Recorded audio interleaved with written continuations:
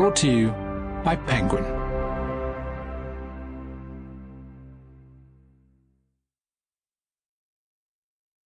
Underground Empire: How America Weaponized the Global Economy, by Henry Farrell and Abraham Newman. Read by L.J. Ganser. Introduction. All roads lead to Rome.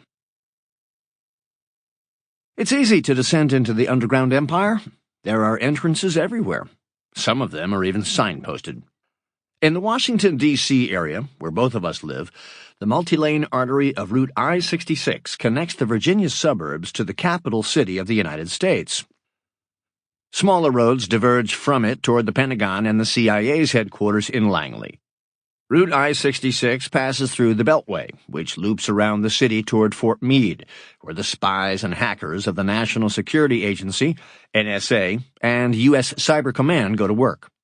The road terminates in Foggy Bottom, the home of the U.S. Department of State, a few blocks away from the U.S. Department of the Treasury and the White House.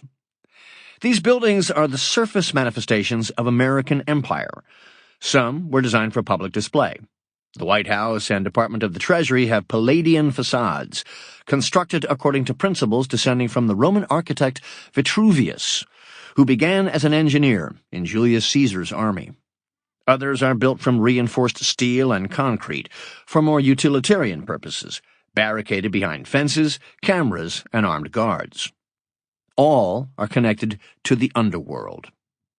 Every empire's architecture of rule and display would fall into ruin were it not joined to a filigree of tunnels and pipes, conveying resources and information like the mycelium that spreads out from a mushroom through the surrounding soil. The threads of empire operate in both directions, spreading influence and power outward as they gather resources to the center. The rulers of the ancient world built their capitals from stones like porphyry and marble. Their living empires were made out of more everyday stuff: the trade routes, grain ships, and aqueducts that tied towns, cities, and countryside in a densely connected web of economic activity. Imperial Rome built a network of roads that allowed merchants to convey their wares as well as legions to march quickly across provinces. When a traveler entered the empire from the hinterlands, they departed a world of villages and winding cattle tracks for one of trading cities, joined by long, straight thoroughfares that carried both commerce and coercion. Many centuries after the empire had fallen, a medieval proverb maintained that all roads lead to Rome. The infrastructures that Rome built still casts a shadow on the modern economy. History is lazy. Once something has been built, it is easier to build on top of it. Highways in France and Italy follow routes that were decreed by an imperial censor thousands of years ago.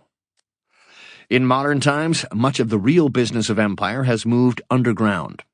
American imperium still uses military power to keep surface trade routes open, deploying the U.S. Navy to patrol global sea lanes. But American power also travels along buried fiber optic cables, insinuating itself into networks like the Internet and the complex financial infrastructures used by banks to send money around the world. Beneath the open markets that facilitate global trade and manufacturing lies a less tangible network of intellectual property and technological expertise. Again, this provides American leaders with unparalleled levers of control. These world-spanning systems were not created as part of a deliberate plot for political domination. They were mostly built by private companies, pursuing efficiency and profit. But that was also true of older empires, whose legionaries often followed in the footsteps of their merchants.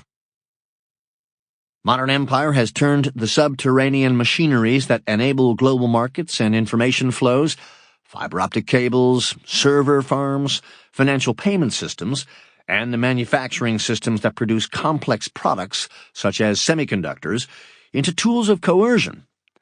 On a casual glance, these systems seem simultaneously dull and arcane, the complicated wiring and plumbing arrangements of the global economy. But the plumbing is political. Just as all roads once led to Rome, the world's fiber optic networks, financial systems, and Sample complete. Ready to continue?